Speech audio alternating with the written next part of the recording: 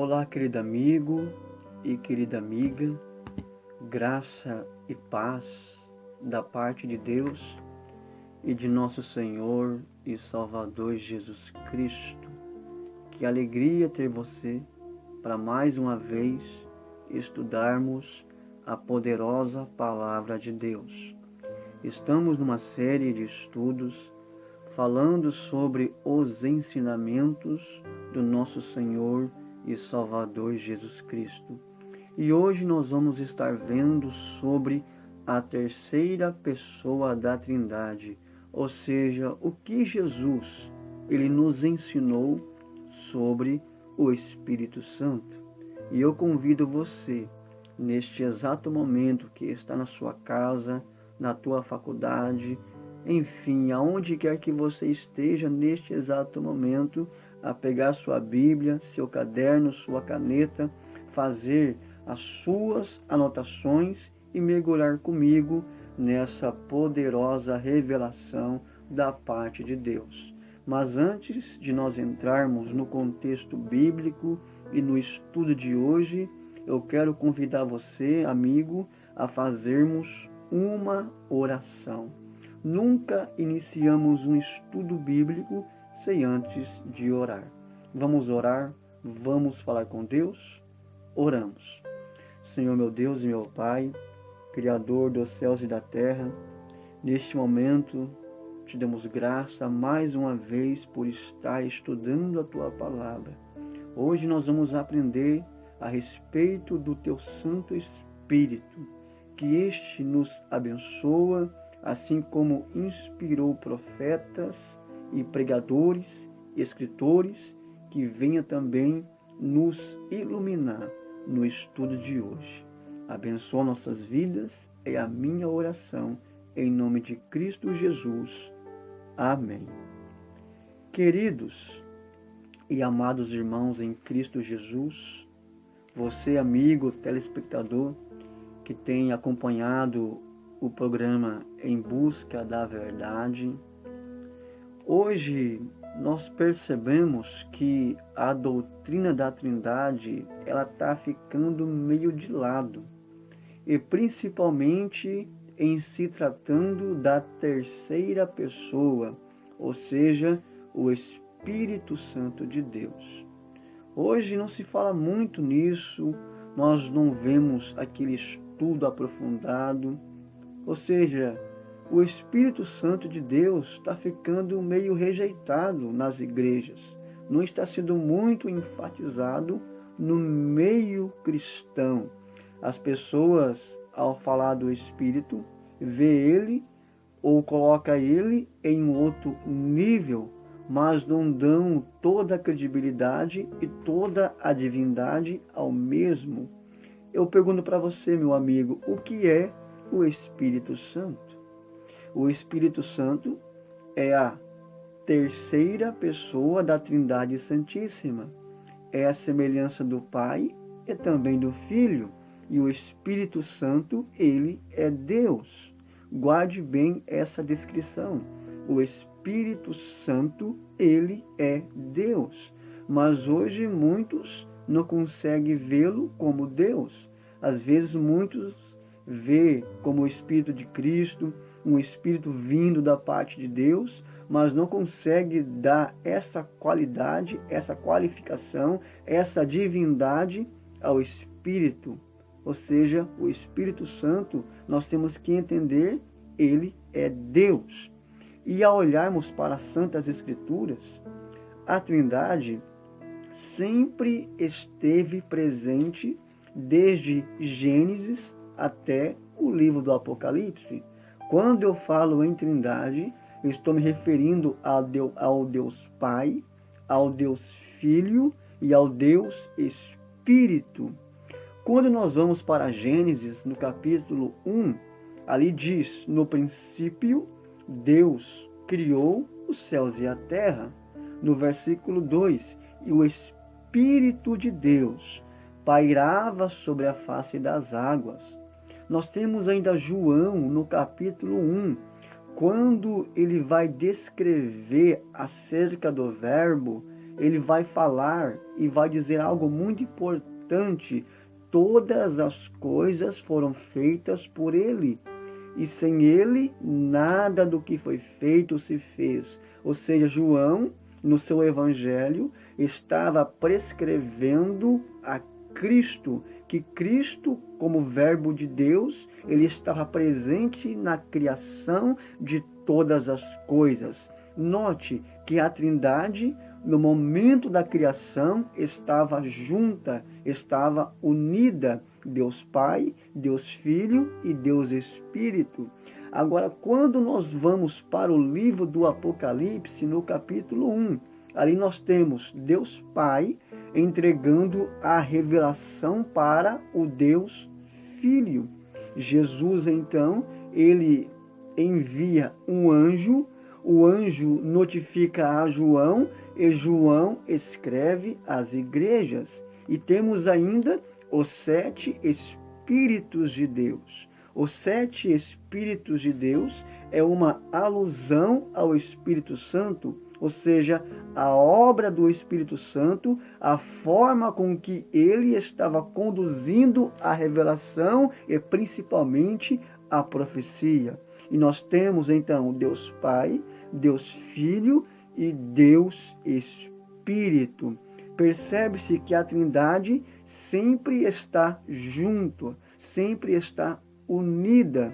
Lembra que Gabriel, ele foi enviado por Deus para trazer uma notificação à Virgem Maria? E o que Gabriel disse? A princípio ele trouxe uma saudação. Maria não entendeu nada o porquê daquela saudação. E na sequência o anjo explicou que ela então estava esperando um filho e que este filho seria gerado pelo Espírito Santo. Percebe que novamente a Trindade está atuando. Deus Pai, Deus Filho e Deus Espírito. Jesus, ao atingir os seus 30 anos de idade, Cristo vai encontrar-se com João para ser batizado. E após o batismo, após Cristo ter saído da água, uma voz bradou, dizendo: "Este é meu Filho amado, em quem me comprazo." E de repente o Espírito Santo, em forma corpórea de uma pomba, desceu sobre Cristo e ele foi ungido pelo Espírito Santo. E novamente a Trindade está junta. Percebe-se, meu amigo, que em todo o cenário biblístico a Trindade sempre está unida. Deus Pai, Deus Filho e Deus Espírito. É óbvio que nós temos aqui 3 seres distintos, mas esses 3 seres têm a mesma divindade, eles têm a mesma essência. E Cristo, ele vai prometer algo para os seus discípulos. Ele vai trazer um grande ensinamento e principalmente falando de uma promessa para os discípulos que ali o seguia. Pega a sua Bíblia aí, abra-a comigo em João, capítulo 14, e o versículo de número 16. Olha o que Cristo vai dizer acerca da terceira pessoa da Trindade. Jesus, ele diz: "E eu rogarei ao Pai, e ele vos dará outro Consolador, para que fique convosco para sempre."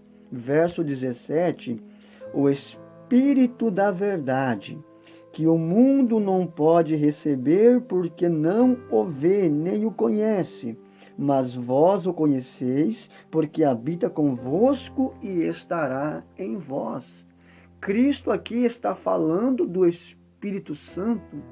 Cristo aqui está prometendo algo para os seus discípulos. Jesus estava instruindo eles, dizendo: "Eu estou subindo para o Pai. Porque se eu não subir, o Consolador de maneira alguma virá. Então eu vou subir ao Pai e ele vos dará um outro Consolador." Percebe-se que Cristo, ele era um consolador. Agora ele está subindo ao Pai e o Pai então novamente enviaria um outro consolador. Eu quero destacar aqui, amigo, você que está me assistindo, essa pequena palavrinha chamada outra ou outro. Na nossa linguagem, de acordo com a literatura portuguesa, de acordo com a nossa língua no qual nós temos, o que acontece? Essa palavra outra ou outro não tem muito significado, porque pode ser várias coisas, aplicado a vários sentidos, mas na linguagem grega, essa palavra outro carrega uma grande essência. Por quê? E nós usamos aqui, meu amigo, nós sabemos que o Novo Testamento, ele foi escrito na linguagem grega. E nós usamos duas palavras gregas para identificar essa pequena palavrinha chamada outro. A primeira palavra grega que eu quero falar aqui se chama alós. E a segunda palavra se chama héteros. Essa pequena palavra chamada héteros significa outro, mas de uma espécie diferente. E a palavra alós significa outro, mas da mesma espécie. Eu pergunto para você, meu amigo, quando o escritor, ao narrar aqui a história de Jesus, qual é a palavra grega que ele vai usar no texto aqui de João 14 e o versículo de número 16? É óbvio que ele vai usar a palavra alós, outro da mesma espécie. Eu vou dar um exemplo para que você venha entender sobre alós e héteros, que significa outros. O que acontece? Quando eu pego esse controle, eu tenho aqui um controle remoto nas minhas mãos, e de repente eu pego outro controle. Repare que esses controles são diferentes. Um é maior e o outro é menor. E a palavra grega que tem que ser usada aqui é héteros, outro de espécie totalmente diferente. Agora, se eu estou com essa folha na mão, repare, essa folha é quadriculada, e de repente eu pego essa outra folha, também quadriculada. Repare que ambas são uma folha, mas repare que elas são da mesma espécie, elas têm a mesma espessura, elas são quadriculadas, elas foram feitas do mesmo material, e a palavra grega aqui que é usada é alós, outra de uma mesma espécie. Quando você vai para o texto de João, capítulo 14, e o verso de número 16, e eu rogarei ao Pai, e ele vos dará um outro consolador. A palavra grega é alós, que Cristo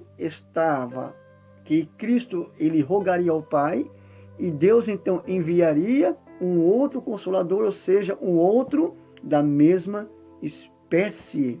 Está entendendo, meu amigo?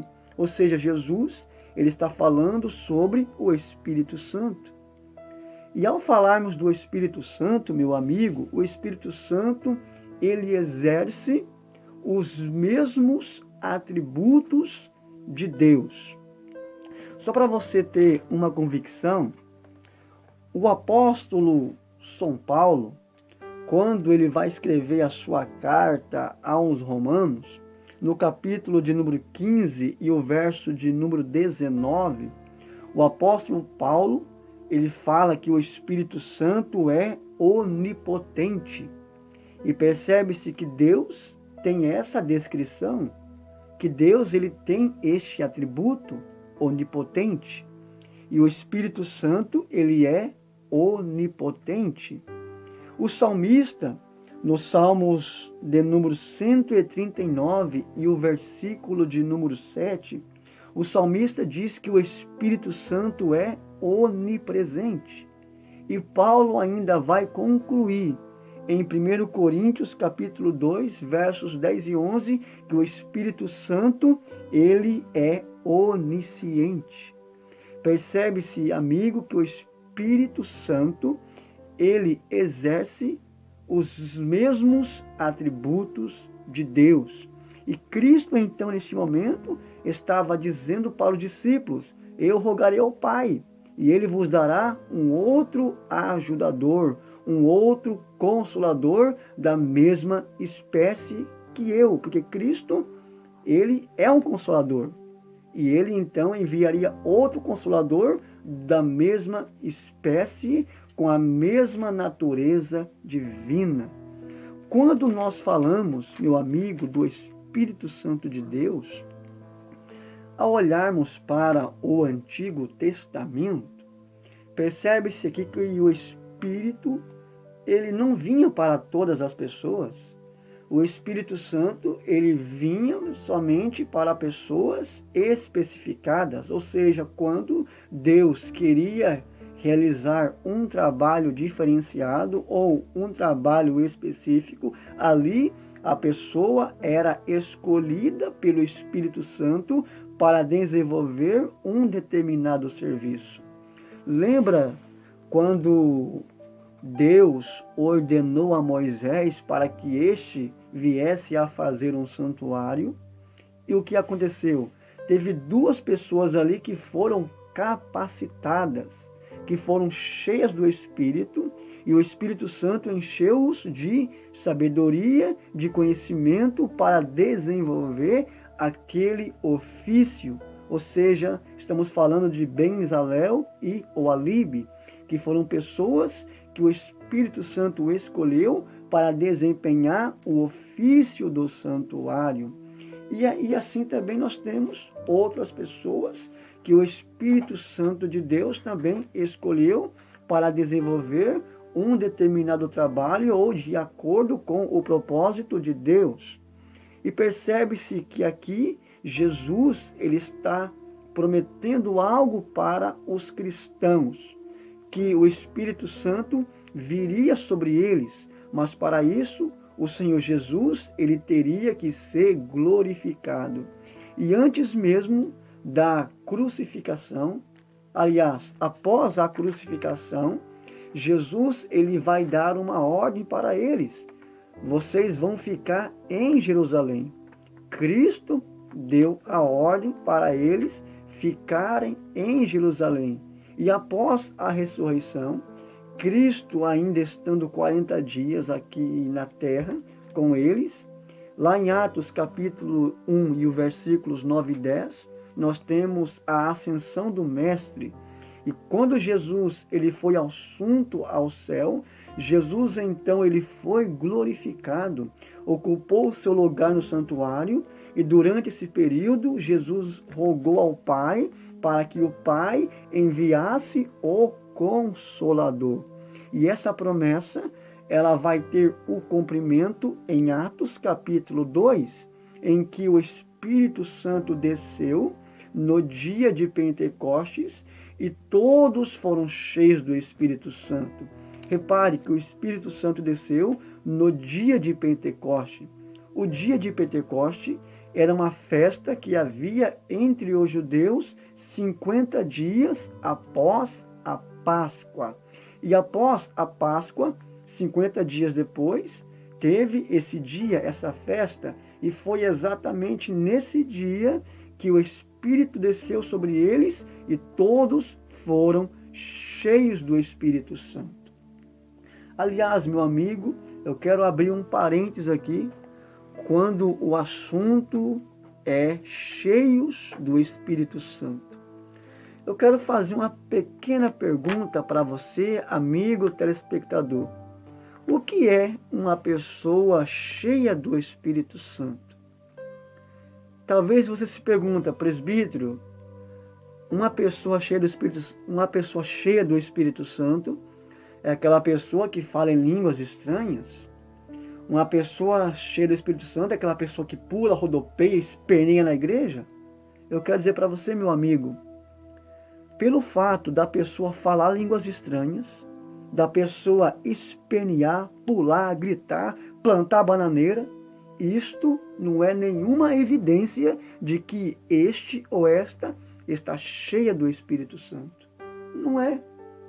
Primeiramente, vamos aqui meditar, vamos aqui conjecturar. O que é o Espírito Santo? Eu disse na parte introdutória que o Espírito Santo é a terceira pessoa da Trindade Santíssima, é a semelhança do Pai e do Filho, e o Espírito Santo, ele é Deus. Guarde bem isso. O Espírito Santo, ele é Deus. Se eu, cristiano, presbítero de Cristo, sou cheio do Espírito Santo, quer dizer que eu sou cheio de Deus. Eu sou cheio da essência do Altíssimo. E eu pergunto para você, e quais são os atributos de Deus? Deus, amigo, tem vários atributos que nós encontramos na Bíblia, mas o principal deles é o amor. Deus, ele é amor. Se eu sou cheio do Espírito Santo, eu sou cheio de Deus. E se eu sou cheio de Deus, eu tenho que ter este atributo, ou seja, o amor. Eu tenho que praticar o amor, fazer aquilo que Jesus fazia, viver o que ele viveu, ensinar o que ele ensinou, amar como ele amou. Eu tenho que exercer o amor para com o meu próximo, para com aqueles que precisam de uma palavra amiga. O que acontece hoje? A pessoa pode falar línguas estranhas, pode espernear, plantar bananeira. Se não tiver o amor, meu amigo, ela não é cheia do Espírito Santo. Porque ser cheia do Espírito Santo é eu exercer as mesmas qualidades ou os mesmos atributos de Deus. Eu tenho que ter o amor pelo meu próximo, o amor pela minha família, o amor pelas almas que estão perecendo lá fora, o amor pelos contritos, por aqueles que estão passando por dificuldades. Às vezes, alguns pregadores falam tanto de amor, mas só falam da boca para fora. Às vezes fala somente em uma tribuna quando está com o microfone na mão. Falar de amor em uma tribuna é fácil. O difícil, amigo, é nós exercermos este amor fraternal que Cristo nos ensina através da obra do Espírito Santo. Eu tenho que ter o amor. Um outro atributo de Deus, ele é misericordioso. Misericordioso, meu amigo, não é eu ter dó da pessoa. Sabe o que significa isso? É eu me compadecer. É eu chorar com ela. É eu me alegrar. Ser misericordioso é eu me colocar no lugar daquela pessoa e tentar viver ou tentar testificar, vivenciar aquilo que ela está passando naquele exato momento. Isso é ter misericórdia. É eu chorar com aqueles que choram. É eu amar essa pessoa que precisa de Deus. Isso é exercer a misericórdia e também a hospitalidade. E a prova disso, Jesus nos deu o maior exemplo. Jesus nos deu o maior exemplo de hospitalidade. Jesus nos deu o maior exemplo de compaixão. Lembra quando Jesus ele andava pelo mundo, ele via pessoas ali leprosas, pessoas ali passando por dificuldade, e Jesus se comovia, porque Jesus se colocava no lugar daquela pessoa e ele via o sofrimento dos mesmos. E Jesus então exercia o seu amor para com eles. Lembra da viúva de Naim? Lá em Lucas capítulo 7, versículo 11. Jesus ali se compadeceu, teve compaixão daquela mulher. Ao ver a tristeza e o sofrimento que aquela mulher estava passando. E ele disse, mulher, não chores. Até que Jesus então ressuscitou o filho dela e devolveu a alegria para ela novamente. Ou seja, ser cheio do Espírito Santo é eu exercer o mesmo ofício de Cristo. Jesus amava, Jesus, ele se compadecia, Jesus ensinava, Jesus nos deu o maior exemplo. E hoje nós temos o Espírito Santo para praticar essas boas obras. Pega a sua Bíblia aí, meu amigo. Eu vou te revelar para você, não eu, a Bíblia, o que é ser cheio do Espírito Santo. Pega a sua Bíblia aí. Abra comigo. Vamos lá. Na carta de Paulo aos Gálatas, no capítulo 5, e o versículo de número 22. Olha o que a palavra de Deus diz. Mas o fruto do Espírito é caridade, é gozo, paz, longanimidade, benignidade, bondade, fé, mansidão e temperança. Aqui nós temos os frutos do Espírito. Ser cheio do Espírito Santo é nós praticarmos o fruto do Espírito Santo. É por isso, meu amigo, que Jesus Cristo, ele rogou ao Pai e o Pai nos deu o Consolador. Hoje nós temos o Espírito Santo e se praticarmos os frutos do Espírito Santo, nós somos cheios de Deus, somos cheios do Senhor Jesus Cristo. Isto é uma pessoa que é cheia do Espírito Santo. É por isso que temos que ter cuidado, meu amigo, com certos tipos de pregadores ou com algumas coisas que nós encontramos dentro da igreja. Às vezes as pessoas ficam maravilhadas por revelações. Às vezes as pessoas ficam maravilhadas através de um dom que a pessoa ali está exercendo em uma transmissão ao vivo. E como nós somos seres humanos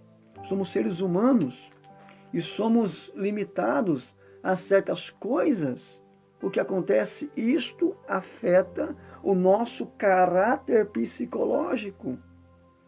E se nós não cuidarmos, nós somos enganados por várias pessoas que às vezes mentem ou que às vezes querem zombar de você e principalmente querem o teu dinheiro. É por isso que nós temos, meu amigo, que estudar a Bíblia Sagrada. Porque ser cheio do Espírito Santo não é eu revelar ninguém. Ser cheio do Espírito Santo não é eu falar em línguas. Eu pergunto, Jesus falou em línguas?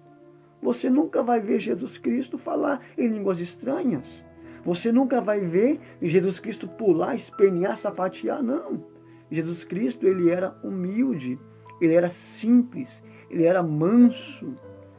É por isso que a pessoa que é cheia do Espírito Santo é aquela que pratica os frutos do Espírito.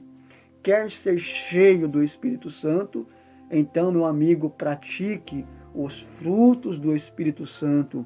Exerça o amor, exerça a hospitalidade, exerça tudo aquilo que Cristo ensinou. Assim, você está sendo cheio da essência de Deus. Isto que é ser cheio, meu amigo, do Espírito Santo. E Jesus ainda, no seu ensinamento, ele vai falar sobre o principal papel do Espírito Santo. Às vezes, eu faço uma observação aqui, principalmente as pessoas que estão se convertendo agora. Às vezes, deixamos a desejar em certo ponto, que nós exigimos tanto do novo convertido. Por exemplo, a pessoa vem para a igreja, mas tem ali um hábito ou tem algum tipo de vício. E se pegarmos muito no pé da pessoa, a pessoa acaba ficando sobrecarregada, fica ali asfixiada e muitos não conseguem se firmar na igreja. Só por quê? Porque estamos ocupando uma função que não é nossa.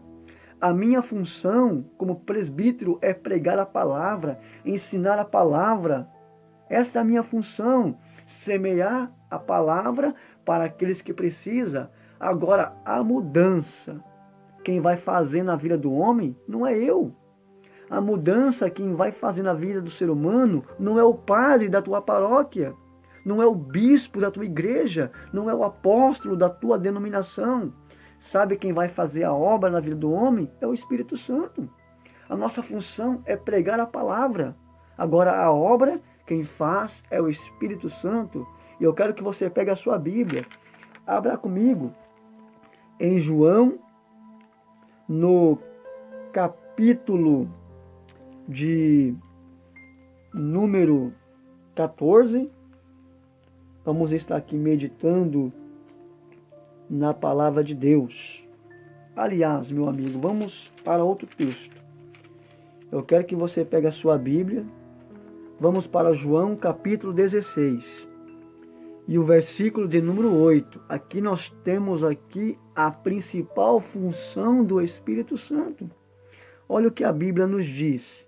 E quando ele vier, ele quem? O Espírito Santo, o Paracleto, ou seja, o Consolador. Quando ele vier, convencerá o mundo do pecado, da justiça e do juízo.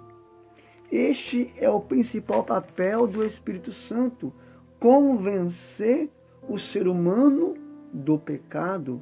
Ou seja, é o próprio Espírito Santo, é quem vai fazer a mudança na vida do homem, na vida da mulher, na vida do jovem. A nossa função, meu amigo, é pregar a palavra. A nossa função é orientar. Mas nós não devemos exigir nada, porque se nós exigirmos, a pessoa não fica na igreja.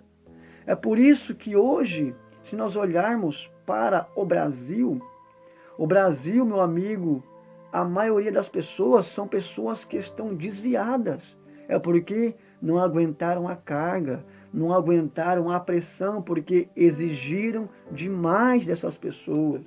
Principalmente aquelas pessoas que estão começando agora.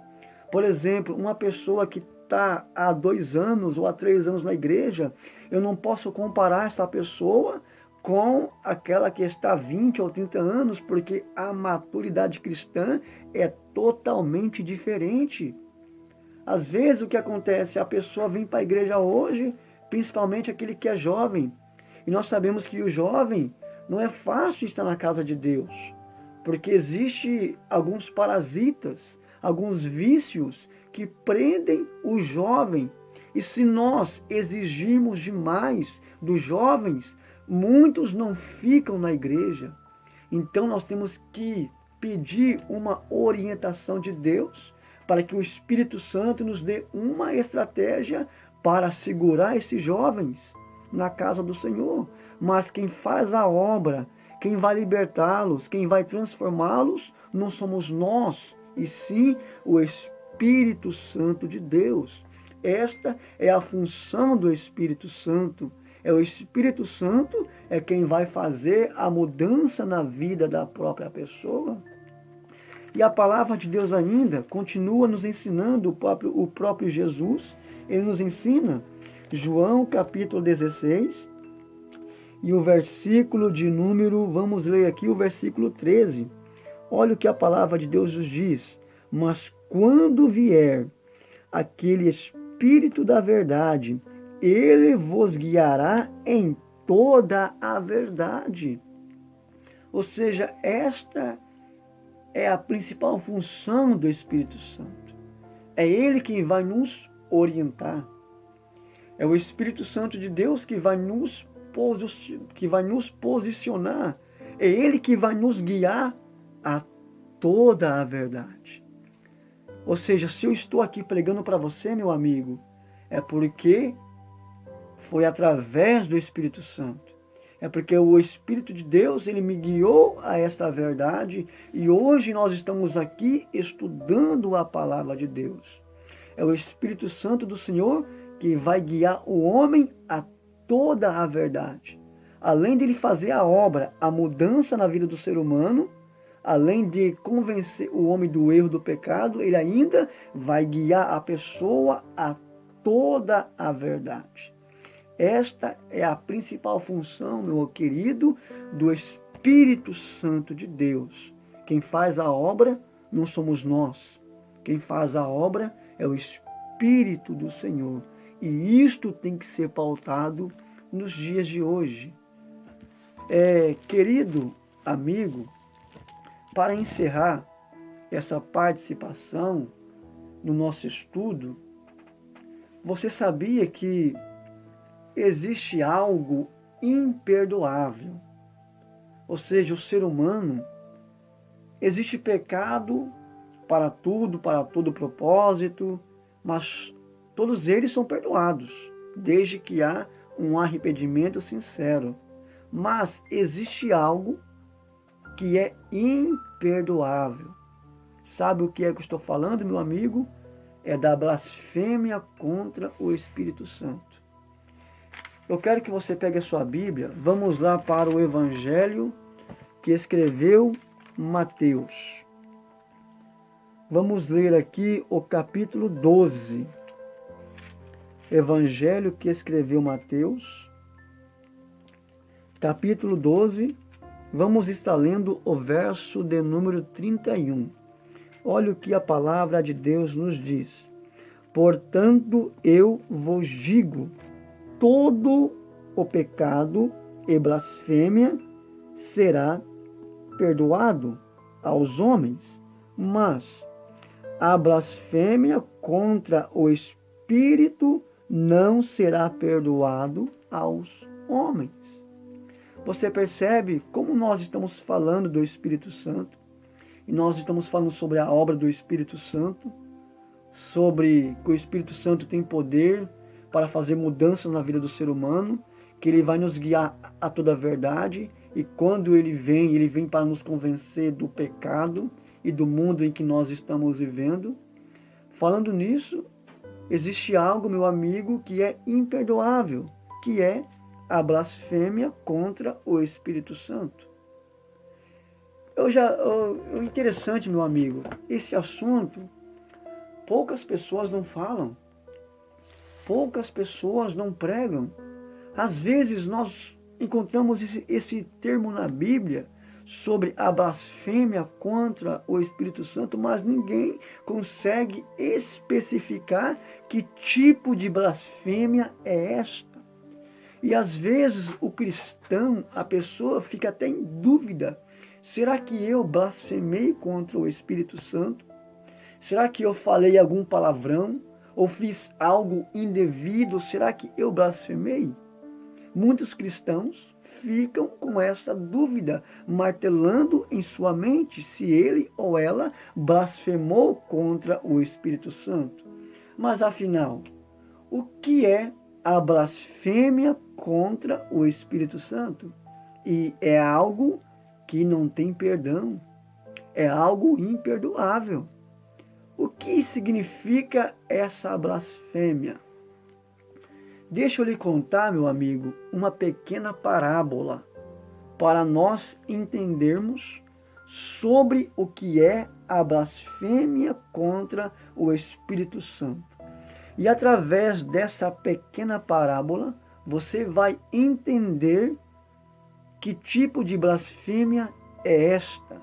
E você também vai se posicionar se você está blasfemando contra o Espírito ou não. Imagine que você está em uma lavoura e de repente você pega uma ferramenta, ou seja, você pega uma enxada. A pessoa que nunca trabalhou com uma enxada, o que acontece no primeiro dia de serviço? Se você for prestar atenção, as mãos ficam machucadas, as mãos ficam doloridas, formando bolhas, formando calos. No segundo dia, você vai trabalhar na mesma lavoura, com a mesma enxada. Você faz o mesmo serviço e a sua mão continua a doer. E ela vai doendo. Vai chegar um período, meu amigo, após o terceiro dia, quarto dia, o quinto dia de serviço, você exercendo o mesmo ofício e também trabalhando com a mesma ferramenta, vai chegar um período, um ponto, que a sua mão não vai mais doer. Porque os calos e aquelas bolhas, elas vão estourar. E quando elas estourarem, elas vão cicatrizarem. E ao cicatrizarem, a sua mão não vai mais doer. E você pode fazer o serviço todos os dias. Aquela dor que você sentia no princípio, a dor dos calos, a dor da ferida, você não vai sentir mais ela, porque já cicatrizou. A blasfêmia contra o Espírito Santo é mais ou menos isso. O que acontece? O camarada, o cidadão, ele peca tanto, que chega a um ponto que ele não consegue mais ouvir a voz de Deus. É como se fosse uma cicatriz dentro da sua alma. Ou seja, o Espírito Santo de Deus quer trabalhar. O Espírito Santo de Deus quer agir, mas ele não dá lado para o arrependimento, porque sem arrependimento não há remissão de pecados. Ou seja, a pessoa peca, a princípio ela fica constrangida, a princípio aquilo começa a doer, mas chega um ponto que o camarada vai pecando, que aquilo acaba se tornando uma rotina. E ele fica numa situação em que o Espírito Santo não consegue mais atingi-lo. Por quê?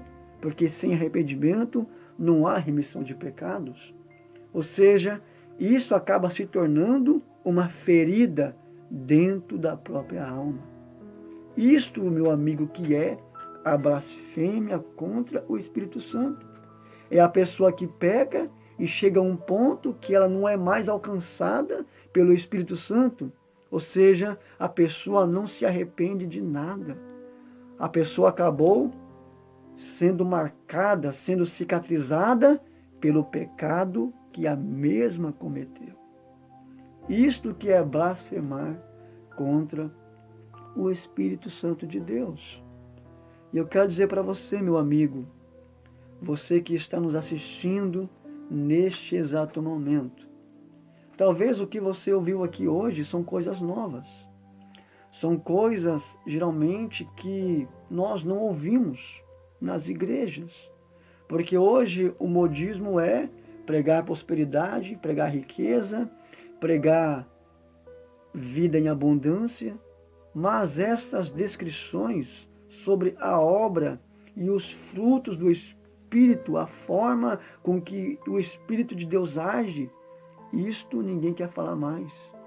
A palavra de Deus está sendo extinta. E o Espírito de Deus, algumas pessoas estão colocando ele num patamar muito abaixo e esquece de exaltá-lo como Deus, como uma divindade, como Senhor, como um ser onipresente, onipotente, onisciente. E hoje nós não vemos mais isso. Eu quero dizer para você neste momento, meu amigo, estude a Bíblia conosco. Aqui são estudos simples. Não dá para eu me aprofundar no estudo aqui, meu amigo, porque eu não quero que o vídeo fique muito extenso. Porque se nós for analisar, nós vamos tirar muito contexto quando o assunto é o Espírito Santo. E o estudo do Espírito Santo, meu amigo, é um estudo muito lindo. Quando falamos na paractologia, é algo essencial, é algo maravilhoso. Coisa linda é estudarmos sobre o Espírito Santo, que é algo maravilhoso. Eu quero dizer para você, quer ser cheio do Espírito Santo? Então pratique os frutos do Espírito.